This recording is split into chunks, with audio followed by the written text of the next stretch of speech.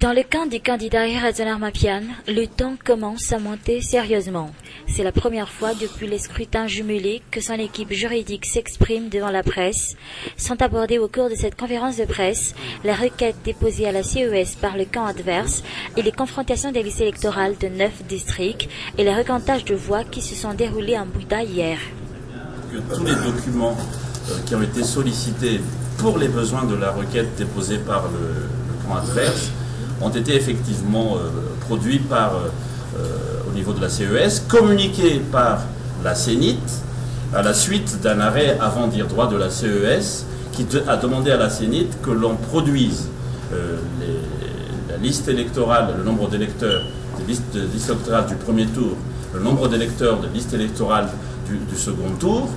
Et effectivement, les documents étaient là, y compris les listes additives entre les deux tours. Vous savez très bien qu'il y a eu un ajustement à la suite de l'exclusion de certains électeurs.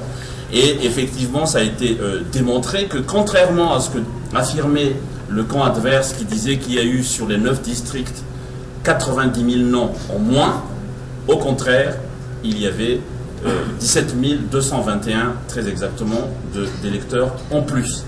Le camp du HVM justifie son silence dans cette guerre médiatique pour éviter toute fausse interprétation, comme faire pression sur la CES.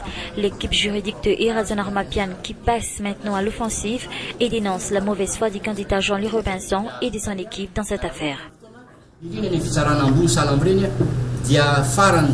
Dans ce genre de bataille juridique, la moindre des choses aurait été d'apporter des preuves, mais durant les dizaines de convocations auxquelles nous avons répondu présent et dans les requêtes auxquelles la CES a exigé de nous une mémoire en défense, nous n'avons vu aucune preuve justifiant ces soi-disant fraudes massives.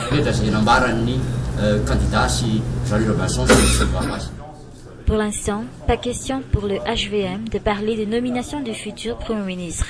Le moment ne s'y prête pas encore, affirme l'équipe juridique du candidat Irazon Armapian.